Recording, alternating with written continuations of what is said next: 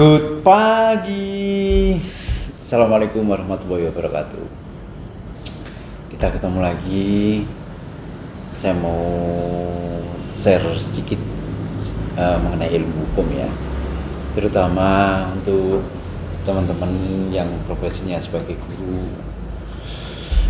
Ini saya khususkan ke beliau-beliaunya, para pendidik, dikarenakan tadi pagi kebetulan ada pertanyaan dari teman-teman pendidik tersebut, Pak, bagaimana konsekuensi hukumnya apabila terjadi penculikan siswa? Siswa berarti posisinya yang bersangkutan, si anak ini dalam keadaan proses belajar mengajar tentunya.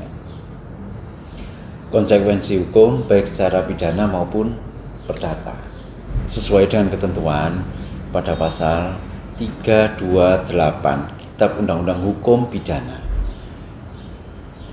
Barang siapa melarikan seseorang dari tempat kediamannya atau tempat tinggal sementara dengan maksud melawan hak yang membawa orang tersebut di dalam kekuasaannya sendiri ataupun kekuasaannya orang lain dan membuat jatuh terlantar, maka orang tersebut akan dihukum dikarenakan penculikan dengan ancaman hukuman 12 tahun penjara. Itu untuk yang Kitab Undang-Undang Hukum Pidana. Akan tetapi berbeda lagi ancaman hukuman apabila untuk yang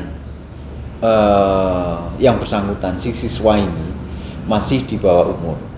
Sesuai dengan ketentuan Undang-Undang Perlindungan Anak pasal 83 Junto 76F, ancaman hukuman penculikan dipidana penjara paling singkat 3 tahun dan paling lama 15 tahun. Itu ancaman hukumannya apabila si siswa ini masih di bawah umur.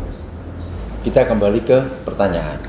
Pertanyaannya, bagaimana pertanggungjawaban secara pidana maupun secara keperdataan apabila siswa tersebut telah diculik? Tanggung jawab siapa? Tanggung jawab pihak sekolahan, para pendidik kita.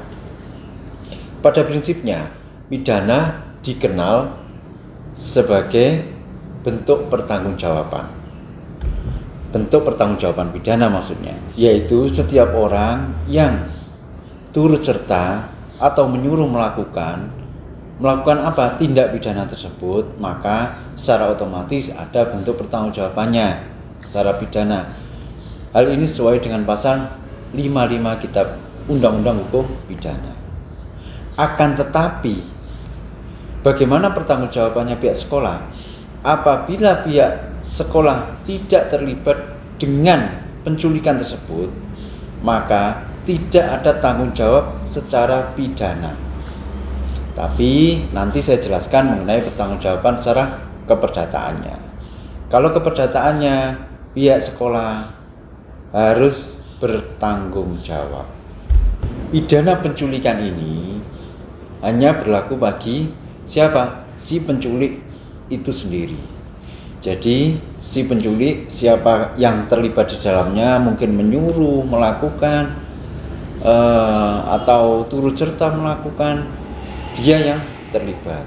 Misalnya baru-baru ini terdapat penculikan di daerah Surabaya.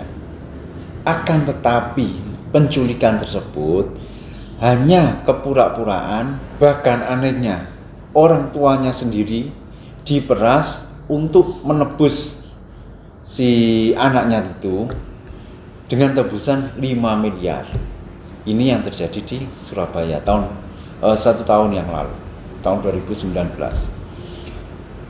Bagaimana dengan hal ini? Apabila pihak sekolah tidak terlibat, para pendidik tidak terlibat, maka pidananya tidak ada sama sekali.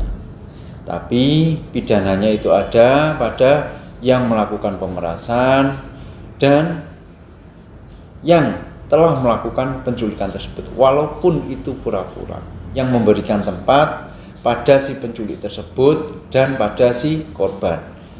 Mereka yang telah kena. Pasti terdapat pertanyaan, bagaimana dengan si anak? Si anak juga telah ditetapkan sebagai tersangka. Tersangkanya apa? Dia melakukan pemerasan terhadap orang tuanya sendiri. Sekarang mengenai yang aspek keperdataan, bagaimana dengan pendidik tersebut?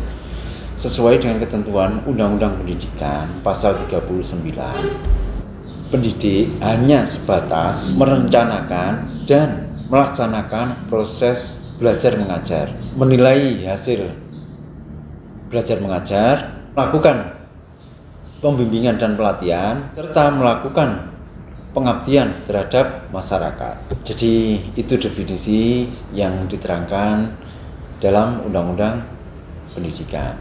Akan tetapi di sini terdapat tanggung jawab secara keperdataan sesuai dengan pasal 1367 Kitab Undang-Undang Hukum Perdata. Guru sekolah bertanggung jawab atas kerugian yang disebabkan oleh murid-muridnya selama murid tersebut masih dalam pengawasan pihak sekolah.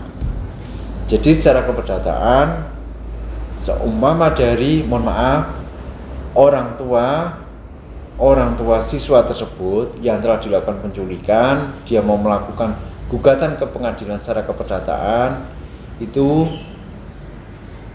bisa dan berhak. Tapi saya ulangi kembali, untuk yang pertanggungjawaban pidana, apabila pihak sekolah tidak terlibat sama sekali, tidak terlibat baik menyediakan tempat, menyuruh melakukan, turut serta melakukan, maka pihak sekolah tidak ada bentuk pertanggungjawaban secara pidana. Itu kalau menurut kami. Jadi sementara itu dulu, dan saya akhiri, semoga ilmu ini bisa bermanfaat bagi teman-teman semua, terutama bagi Bapak Ibu guru lah, pendidik. Barangkali ada pertanyaan yang mau ditanyakan, silakan kirimkan di kolom komentar. Kami akan menjawab pertanyaan tersebut dengan senang hati. Assalamualaikum warahmatullahi wabarakatuh.